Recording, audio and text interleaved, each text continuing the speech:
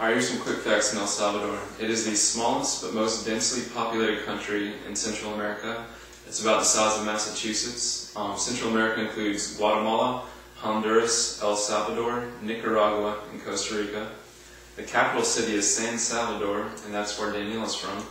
And the population is just under 6 million people. This is Danielle Escobar. She's here from El Salvador. She's going to tell us some things. Thanks for coming. Thanks for having me. So Danielle, soccer's pretty big in all of Latin America. What's it like in El Salvador?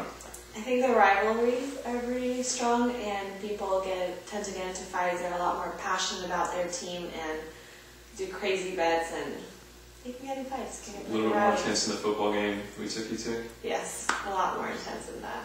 Okay, now you're here for Thanksgiving. You guys always don't have that.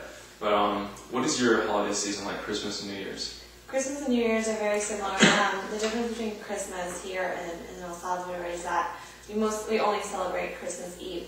We have a big dinner, burn fireworks, and open the presents at midnight, so it's big. And then what are you guys doing on Christmas Day? Christmas Day, we just relax, go to the beach. The weather's really nice.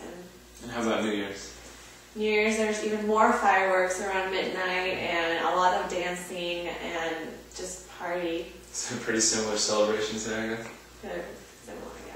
What's the class disparity like in El Salvador? Here we have a really big middle class. We have a lower class and a smaller upper class. What's it like there? I think there's a lot of poverty in El Salvador. Most people are in the lower classes, and there's a very high class disparity. You can see very nice neighborhoods and just a few blocks away, shacks and very poor people.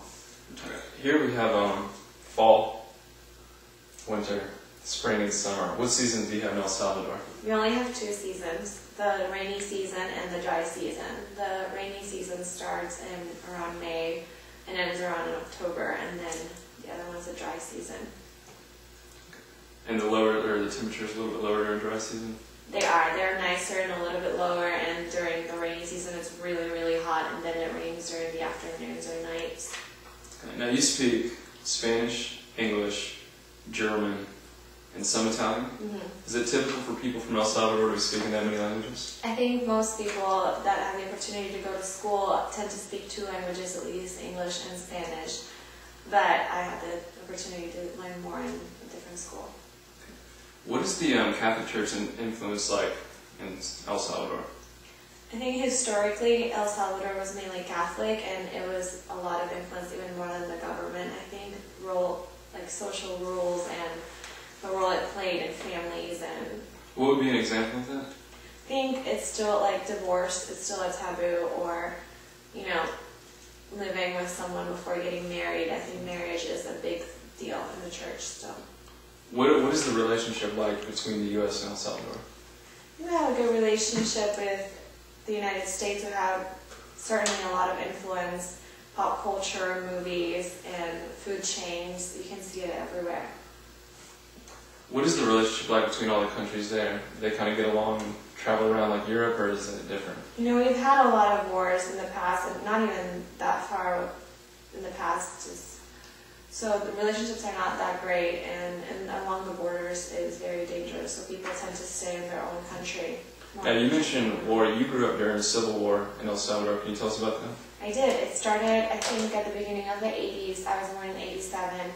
So the Civil War was terrible, mostly in the countryside. They had open fire battles, and most small cities were completely devastated, and in the city it was mostly kidnapping and other types of threats. What was the cause of that war? What was it over?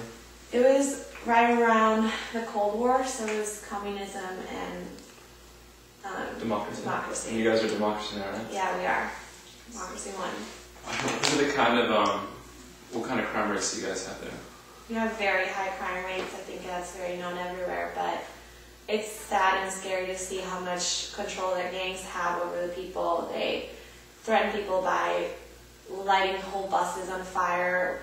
We even had some gang members make a YouTube video threatening people not to go out of their houses after 5 p.m. They established a curfew and people listened because they were scared. They did, and when was that? That was just this year, over the summer. Wow. Okay, a lot of people in America are familiar with Mexican food. How does El Salvadorian food differ? It's very different, I would say. It is not spicy at all. We do have a lot of corn tortillas. Our main dish is the pupusa, is corn tortilla filled with cheese and beans. But it's different than Mexican. Well, thank you for coming on today. I appreciate it. You did a really good job. And that's it. Thank you. Thanks.